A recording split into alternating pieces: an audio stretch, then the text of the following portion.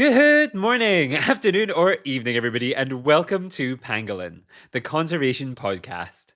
The show dedicated to exploring and amplifying the world's underappreciated conservation stories. The stories that inspire me, and I hope will inspire you too. I'm your host, Jack Baker, and welcome to Songs of the Skies. For those of you who do not know, I was recently invited to Cardiff to host Songs of the Skies, a concert put on by Sinfonia Cymru.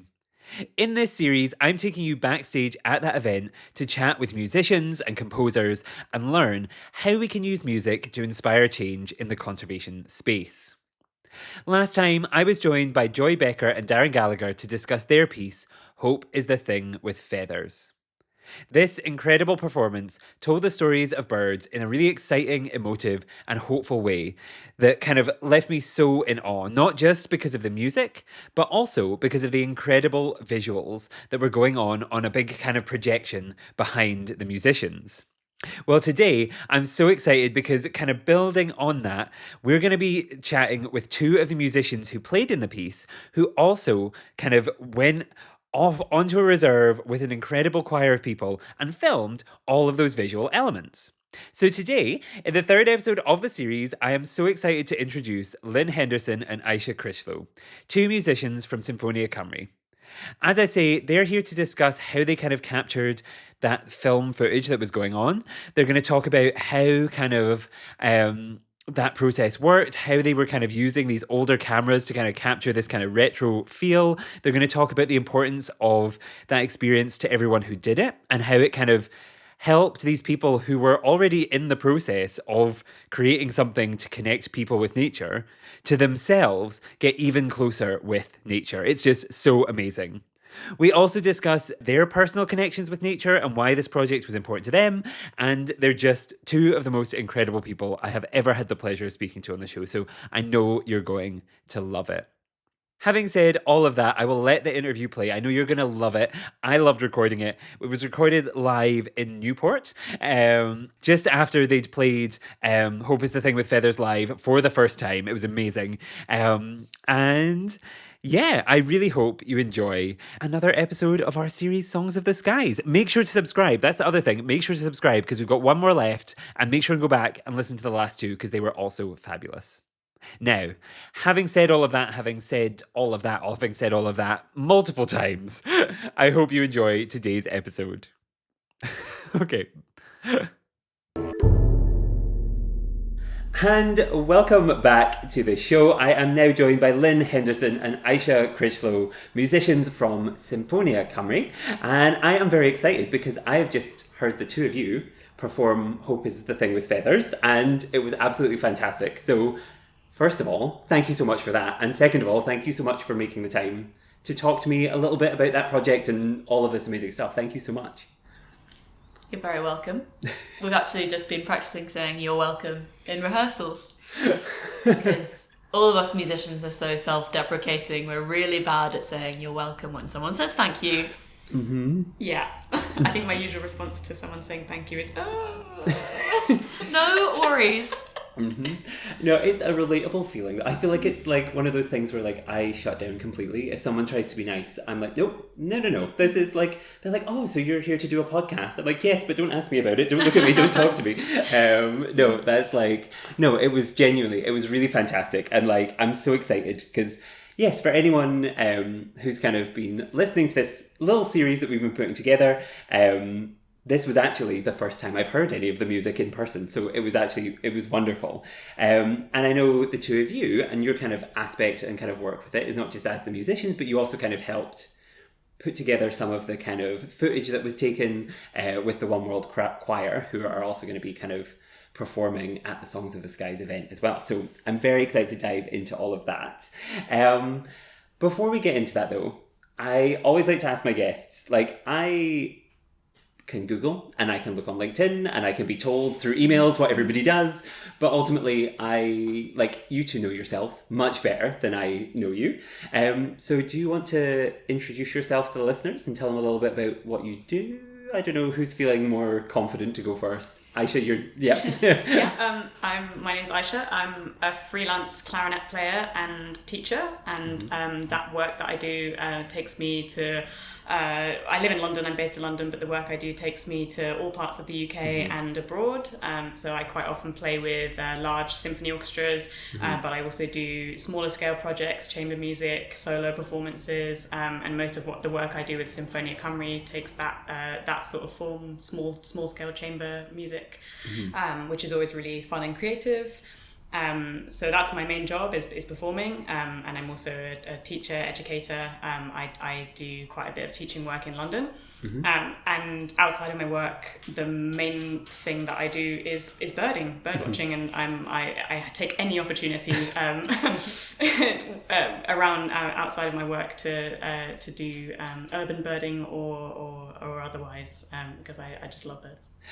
Huge fan of birds. I mean, yes, I feel like everybody should be. Not everyone is, but everyone should be. And that is a completely, perfect, hobby. And, yes, especially I'll be intrigued to know, in a second, a little bit more about, how maybe those two worlds come together. Are they things that you see coexisting or otherwise? But, before we get too excited about all of your hobbies and things that you do, Lynn, do you want to introduce yourself? So my name's Lynn. My email signature says musician, teacher, activist. Because I decided a long time ago that I didn't want to be known as a French horn player, because I think a lot of the time in music we define ourselves by our instruments, and then that's a bit weird self-worth-wise sometimes.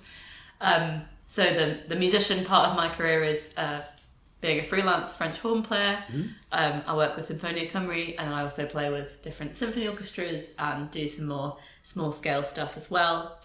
The teacher part of my career is working for a music service. I work for a music service in London and I love it. I love music services. They're the reason I'm a musician. And I think it's really important that they stick around so that other people get the same opportunities that I got when I was growing up. And then the activist part of my email signature stands for the work that I do with the Musicians Union. I'm an activist with the union. I'm actually the orchestral rep for Sinfonia Cymru, so it's my job to make sure we all get paid properly, which actually they're really good at doing generally. Sometimes I have to send some shirty emails. I'm also the chair of the Equality, Diversity and Inclusion Committee with the union, which is really interesting.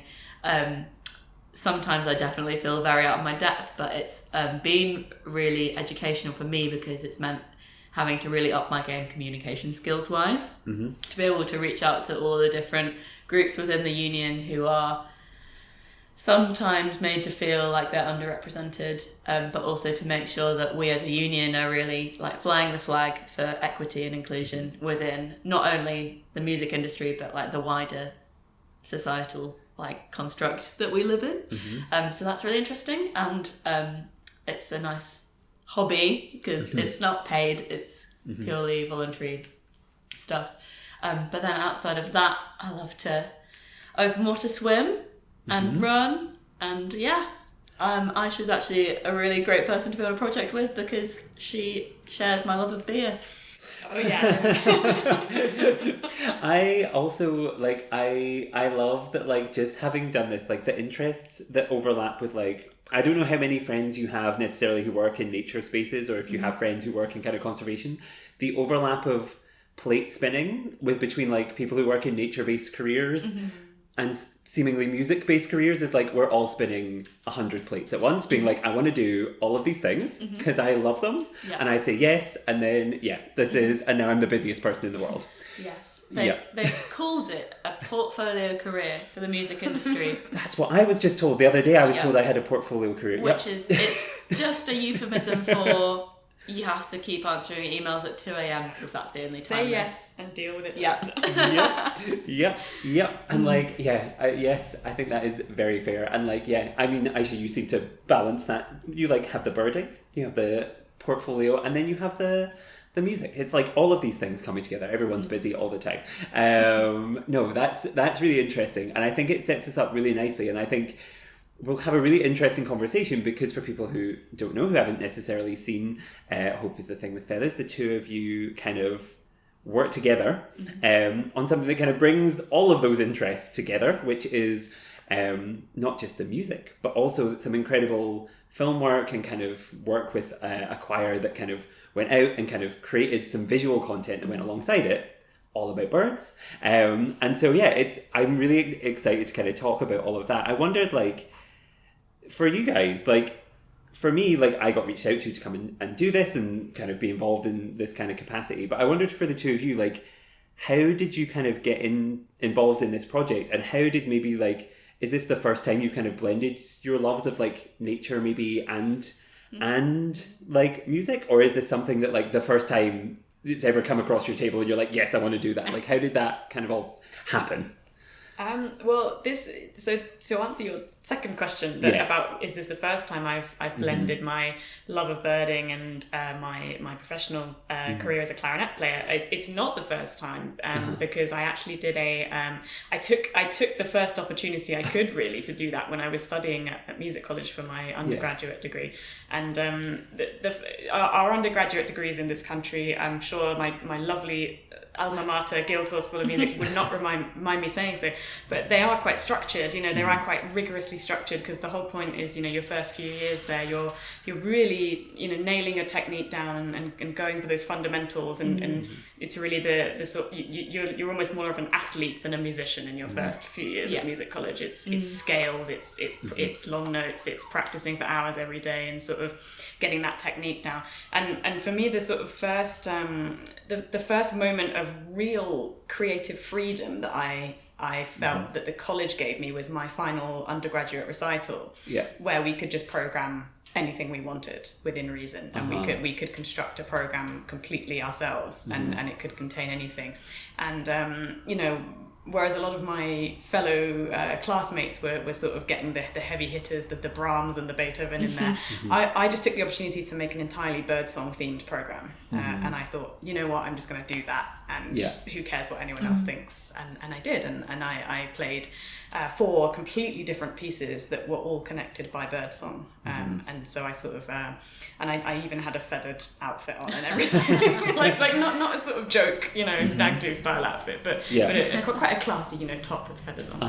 And I played a birdsong inspired music by Messiaen, a Danish composer called Wayne Siegel, and a newly commissioned work by a friend of mine, Marcus Dorr, who wrote a piece for me called Ornithology, and it was based on the song of the Uirapuru, the musician Wren in the Amazon.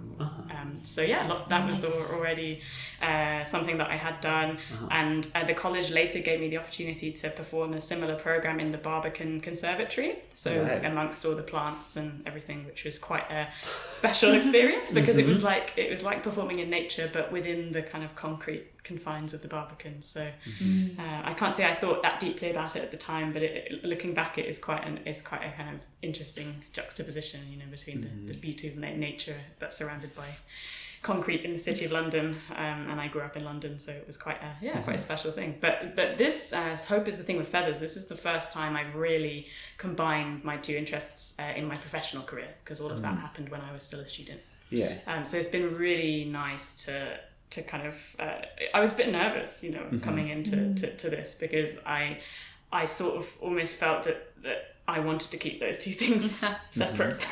But it was nice because Joy and Darren, who created this project, created and curated the program, they decided pretty swiftly that they wanted to have me on board because of my interest in birds. So I think it even influenced them deciding which instruments to use. I'm not certain they would have chosen to use clarinet if it weren't for my sort of interest in birdsong, but it's worked out really nicely.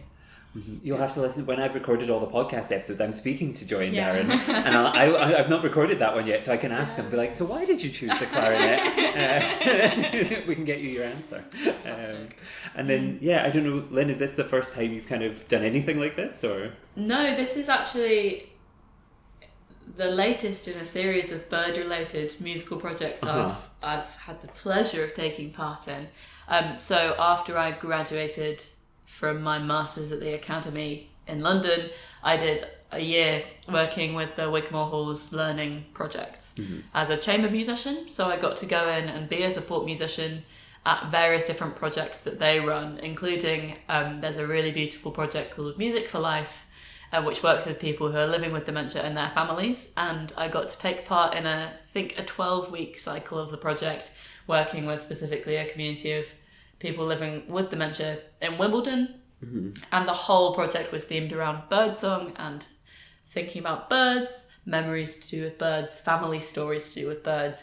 And then we brought in, as the musicians, quite a lot of bird-themed music, whether it's the birdie song or the swan or the really obvious ones, or just, I heard a bird when I was in this place doing a gig last week and I thought the song was really beautiful, so I've tried to learn how to play that bird song on my instrument, playing it to people. And the combination of music and birds really sparked something for a lot of those people who are living with dementia, because it really tapped into their auditory memories, and that was really, really wonderful. I tried to recreate that project when I was working up in Glasgow with the Nevis Ensemble, but sadly that never happened. But I had a really good in, because actually my big sister used to work for the Wildfowl and Wetlands Trust, and I was going to get to run that project at Calaverock, which is one of their sites in Dumfries and Galloway, which would have been so cool. But it wasn't to be. And I remember talking to Joy in the car about that just after all those projects had been cancelled, and talking about how cool it would be to do a concert at a bird watching reserve. And so that was like one of the formative conversations. Not the formative conversation, there's another car journey when that all happened. You'll hear about that from Joy and Darren. But yeah, that this idea of building birdsong and music into one sort of collaborative creative thing has kind of been kicking around in my head for ages. And it was so cool when we got the email, because the email was titled Hope is the Thing with Feathers, and for my original project I'd written a round based on the same poem. And so I was like, wow, it's all come full circle, and the best thing is I don't have to plan any of it. I get to just turn up and play. So that was really cool. That poem, it seems to just appear in people's lives, and then because I also, like, earlier this year I'd never seen it before. I happened to be on a bus looking at Instagram, as you do, and this thing popped up. I shared it to my Instagram story, and then Becky, one of my friends who invited me to kind of come along and record these podcasts, replied to my story like, it's funny, we're organising an event around that poem, like I'll keep you updated, and now I'm here. So it seems to have, like, it's magic. There's something there. And I really love, and what I think is really interesting is this kind of like point and kind of connection almost of like nature. Like, I think a lot of the time on the podcast we talk about conservation very much in the sense of like making people love nature for the sake of kind of like protecting it and doing these things. And I think like that's so important, and that's a big part of the work that I do. But also there's that really important aspect, right, that nature can be such an important and healing tool for ourselves as well, and is and a good community builder. And like ultimately down the line, if that all goes well, maybe these people like get in the first instance what they need is that those memories and that love for kind of like all of this kind of joy coming back to them. But then also that joy for them is associated with nature, and so there's this connection that hopefully leads to environmental protection as well. Like it's a very tricky pipeline sometimes to draw, but like it's a really interesting and important thing. And I think it relates quite nicely to like another way that you're not just, as we've said, not just musicians who are playing this piece of music, you also helped kind of build and create some of the like staging of the film that goes on behind with the kind of One World Choir. I wondered if you wanted to talk a little bit about maybe one of you wants to tell us what the choir is, and one of you wants to tell us about what you kind of did with them. I don't know, Lynn, do you want to introduce the choir? So I've had the absolute joy of working with the Oasis One World Choir for almost 2 years now. So I go in fairly regularly whenever I'm in Wales, well, in Cardiff specifically, or near enough to Cardiff, on a Monday night. And this ties in really well with my other freelance work. I get to, it's one of those privileges, I get to go in and be a support musician in their Monday night rehearsals. So Oasis is a refugee and asylum seeker centre in Splot in Cardiff, and this choir that's been around for lots of years now, it's been around way longer than Sinfonia Cymru has been working with them. It's this fantastic choir. Well, it's a series of choirs. They've got a children's choir and a women's choir, and then the main choir as well. And it's open to anyone who accesses the facilities of the centre. So it's made up of people who have been settled in Cardiff and South Wales. And sometimes those people get moved away to other cities, and sometimes there's a new influx of people, so it's kind of this ever-shifting group. But the really beautiful thing about working with them is that they are so welcoming. I've been to sessions where it's been someone's first session and they come in and they initially don't want to sing, they're super nervous, they might not want to talk to anyone at all, but then by the end of the session the vibe has been created, and quite often, more often than not, someone will share a song in their own language or a song that's really important to them, and it just creates that space where music can speak where kind of conversation fails you, because these people have been through who knows what, but the space is not there for them to have to like gorge out all their trauma. It's like treating them as human beings and using like that musical language to bond instead of like the admin and the drama and everything else. It's really lovely because they get to be musicians in that space. And I get to go along and toot my horn and hopefully like add to a little bit of the songs that they write, because they write all of their own songs and they're incredible, and sometimes they're more incredible when they've got a horn solo in the instrumental. We hope. No, that's so incredible, and like it's such a I can't wait to like see them perform tomorrow. Like I'm really excited to kind of hear, and also just as a note to the listeners, I think if you can hear a light tapping, I think that might actually be birds contributing to our podcast. If I can't edit that out, listeners, we are in a centre in Newport where we're on the top floor, and I think I can hear birds walking around. But to stay on topic, instead of being distracted too much by the birds, like, so you have that incredible project where they are they're not just musicians now, they are also filmmakers, birders, with maybe some assistance from you, Aisha. Did you what did you kind of do with them? So we as part of the first sort of it wasn't the first stage of this project, it was probably the second stage of this project, because I think Joy and Darren did some initial things with that with this project, but we went, as part of this project, we went on a couple of bird walks. I was involved in the one, me and Lynn were involved in the one in Newport Wetlands, so just down the road from where we are right now. And they also did one at RSPB St Aidan's, didn't they, up north? Yeah. And during those walks, so during the walk in Newport, we had a brilliant filmographer, Joe, and he brought these. It made me laugh because he described them as vintage camcorders, but they were from the late 90s. So I guess that makes us like both vintage, which is a little depressing. But there we are, vintage camcorders and handheld, video recorders, and they were distributed on the walk with between us, Sinfonia Cymru musicians, and members of the One World Choir, and we were instructed to take footage as and when we thought it was appropriate of birds, of the landscape, and of anything in the reserve that we felt wanted to be recorded, and the visuals that you and the audience saw today as part of Hope is the Thing with Feathers were all taken on those one of the two walks. So the walk wasn't just about this is this bird and this is that bird. There was a little bit of that, and that's where I sort of helped a little bit. But it was really just about appreciating the birds, without necessarily having to tick them off on a sightings list. And I'm sure you'll agree that some of that footage was really beautiful. So we had a little bit of a snag, didn't we? We got to Newport Wetlands, and there was supposed to be a guide there to lead the walk, and sadly that person did not materialise. So we made the best of it, and I sort of drifted with Becky between groups of people, and was able to tell them, not in a swatty way, I hope, but just be able to tell them, you see that?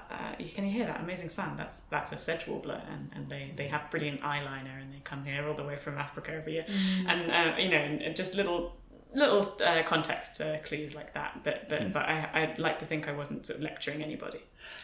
No, I don't think you were, and I think what you encouraged us to do the most was to listen, and that was really special. We were listening to you and all your fantastic bird facts. but also just listening for the birds, because so many people have said this during this project already, but bird watching is actually 80%, 90%, whatever, listening. Because you might not actually ever be able to see the bird, but if you can hear them, you can hopefully work out who it is. Which was really beautiful with the choir, because as musicians, what we do is listening, 90% listening, 10% playing, hopefully. And it was just very, very peaceful to be able to stand at the wetlands and just listen, and hopefully get some footage of whatever you were listening to, but if not, you still got that really lovely experience. I mean, I was sad I couldn't see the visuals because I was sat right in front of the screen, spacing Have away. you all watched them through? I've seen some of them, but you can tell me, did the white throat display flight make it into there? Maybe not. I think there was. Did it? I'm not gonna lie. I was also like drifting in. I think so. Yeah. I think so. That was one of the highlights of the walk, was just watching the white throats every few paces just launch themselves into their lovely display, song and flight. And the weather was beautiful as well. Yes. We picked the perfect day for it. It was late April, wasn't it? And perfect weather. And of course, late April, the warblers are just really going for it in the reed beds, and it was fabulous. It was it was, and like the lighting, it was like you would you picked the perfect day. The lighting was perfect. The birds were sitting in the right places, and what I liked about it was like, and I do see when they use the word vintage, I'm like, that I can see kind of, because the way that it was like on the screen was very like, it was really like, it looked like the start of like someone could, like, with the music over it, if someone was like, it seemed like the start of a very dramatic kind of documentary. Like I was like, this is exactly like it was really beautiful. And what I think was really nice about it was, I think sometimes, and this is nothing against birders or about, for specifically birders who like to take photos, is that the only good picture, in air quotes, is one that is perfectly in focus. The bird is in the middle of the shot, like it has to be exactly framed in exactly the right way. What was nice about this was, like, you could see the because it was film, you could see the zooming in on what was exciting. You could see the, like, focusing on different things as different things were noticed, like, not in a, like, chaotic way, in a way that was, like, people seeing things for the first time, and it translated so nicely onto screen with the music. It was so good. So even if you haven't seen it, it was really good. You should. It might be a bit strange to sit and watch it back without the musical accompaniment, because it would just be silent, presumably. But maybe, like, no, I'd love to. We'll watch some of it afterwards. Hopefully, yes. Yeah. I think it's been filmed for posterity. Yeah, it has, yeah. So if we can bear to watch ourselves play and sing, oh no, never do that. No, just zoom in on the screen, and then on the birds. Forget everything else. No, that's really like incredible. I wonder, like, did you know, like, obviously you had a good time then like you learned things, and like, did you find that, like, the group as a whole, do you think, like, what was the feeling like? Because it must have been like an exciting moment and day. Yeah, it definitely felt like there was a lot of energy when we got there to the meeting point, and I think a lot is interesting because a lot of people got really involved with using the cameras, and then a lot of people were, less involved with using the cameras and sort of treating it more just like a lovely day out, because it was. But it was really interesting once we sort of settled a bit, and the initial sort of excitement and energy calmed a bit. We were really able to start listening to what was going on in the reed beds, specifically at Newport Wetlands, because that's the real highlight. Is just, these brilliant boardwalk paths that just go in between two really quite tall reed beds on either side, and it's just alive with activity. And when we had a few people with prams, didn't we? Little babies came along with the walk, and we made quite a lot of noise on the boardwalk. But then it's like, once you just stand still for a moment, then the warblers around you are more comfortable with your presence, and they start up again, and it's just amazing seeing that sort of energy, the high energy at the start of the walk, and then I think it naturally broke off into smaller groups of people, which was nice as well, because I think then lots of conversations started between people about the nature reserve and about the birds we were looking for. Yeah, and that's kind of like how I think that's like how half of the love of nature starts, right? Is noticing and then talking about it. Yeah. And then in talking about it, you notice more because other people point things out. Absolutely. Yeah. Oh, that's amazing. Like, I guess, like, just move us towards the end kind of our little conversation. I think the kind of last question specifically about this that I want to ask, and it leads quite nicely on from that kind of point, I suppose, is like, whether it be the audience or the like participants who took part in that walk, like, I don't know which perspective is more important to you two, like, but like, what would you hope like people take away from either this experience, whether it be in the creation or in the kind of audience like watching it? What would you kind of hope from that? I think the title of the whole performance, well, it's been shorthanded down to just hope, but the way that it's being constructed to have, there's 3 different habitats. There's sort of a calmer one at the beginning, a more chaotic and sort of negative vibe in the middle, and then a more hopeful experience at the end. And I think it's that whole hope thing, because like the planet is a bit screwed up. The habitats are not what they were. The biodiversity is collapsing. But if we don't have any hope, there's no point in doing anything, is there? So I hope that it gives some people the hope, and then therefore like that spark of energy to actually start doing something now, because like obviously the best time to prevent any of this was 200 years ago, but the second best time is right now. So, and to encourage those people who are already doing a little bit to like keep going, but to do that through art and through music and through like not lecturing people, I think is really useful. Yes. Aisha? Yeah, I think one of the following on from the idea of hope, you know, I think one of the big links we made between what we performed to you and the rest of the audience today and the work we did with and I'm still doing with the One World Choir, the big connection we made was this idea of listening, you know, and this idea of deep listening, you know, which actually really featured in today's performance. This sort of invitation to really listen, and it's almost meditative, you know, so to be so aware of your auditory surroundings that you are fully as deeply as possible listening to what's there. And that was what we were encouraging people to do in our walk, and that was what the members of the choir were encouraging each other to do, and it's what ended up being the theme of the song that Joy has written with them, which we're performing tomorrow. In Cardiff. We've got 2 performances tomorrow before each of the performances of Hope. So, and that song is about, you know, actually stopping the noise and stopping the chaos and just taking a moment to listen and taking a moment to let voices be heard. And that song explores those themes, not just the voices of the fantastic birds and nature around us, but the voices of the people as well. And you know, so actually to say, no, these people need space for their voices to be heard. And I just thought that was such a beautiful song that really we heard it for the first time yesterday, and I just thought it was just such a lovely way of just sort of encapsulating this idea that actually a group of people, just like a group of vulnerable migratory birds, have voices that need space to be heard.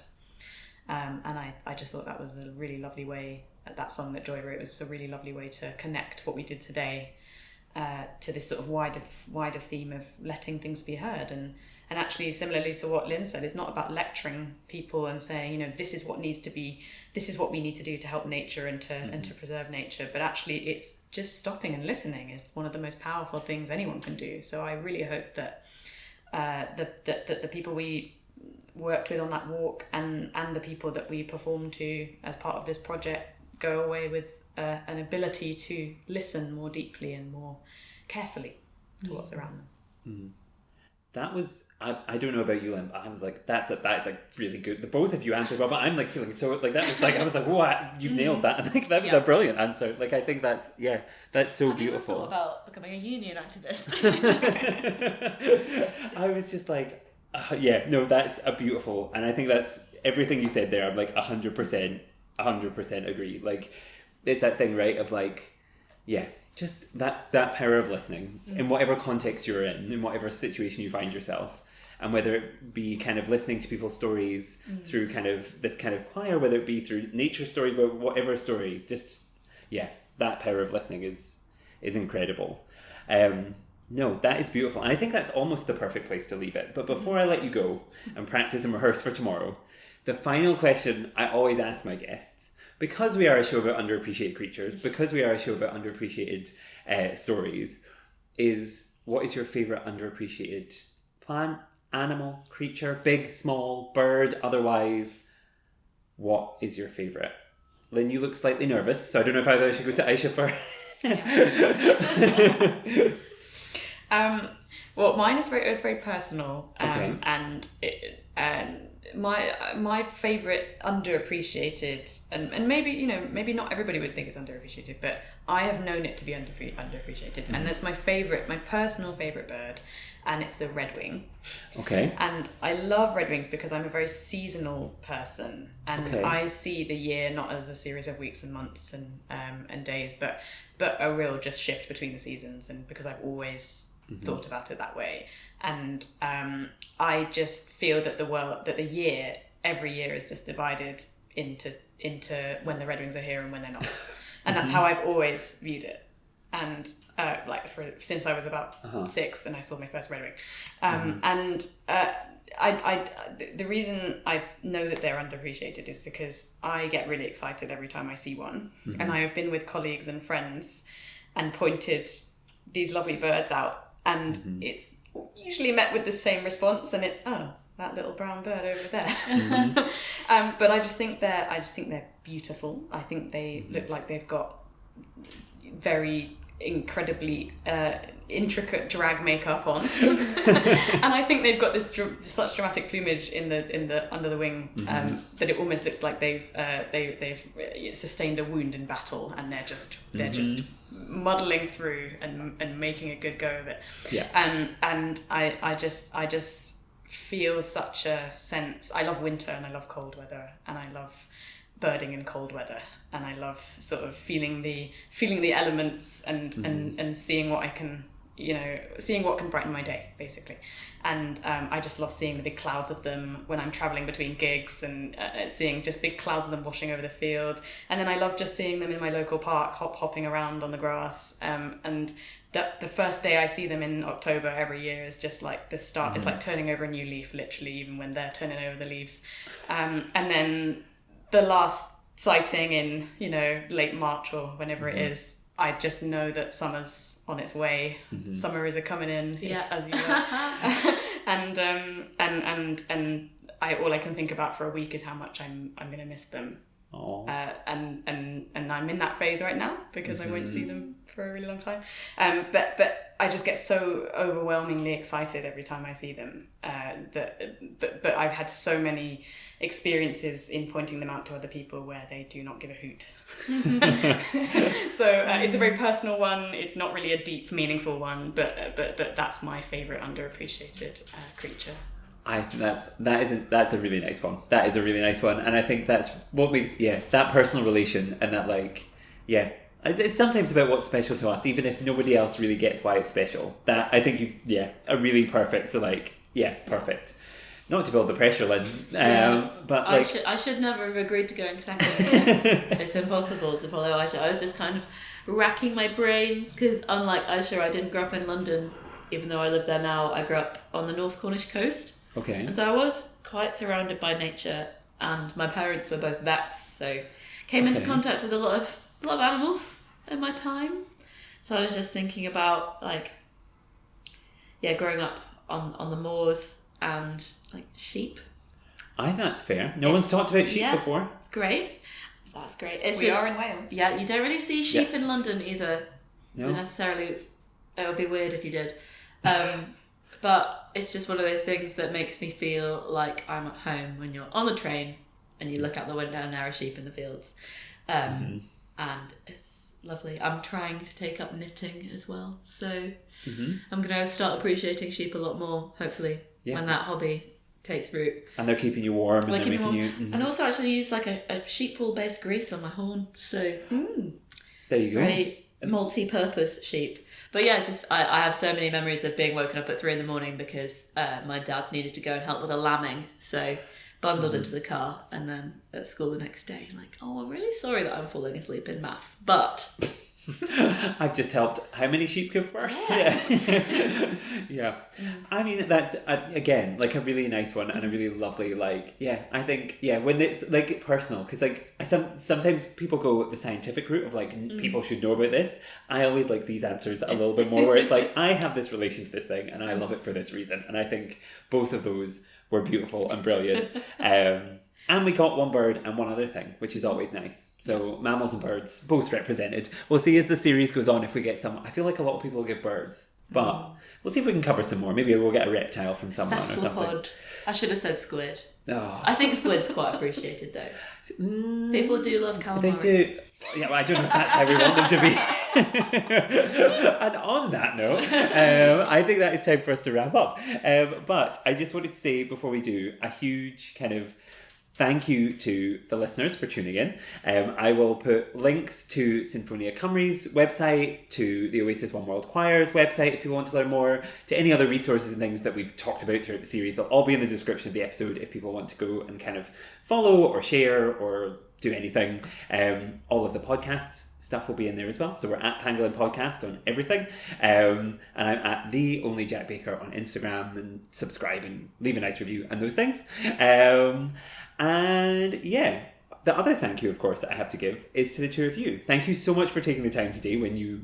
I've definitely kept you too long and you should be rehearsing for tomorrow, but like, thank you so much for being here. Thank you for all of your stories.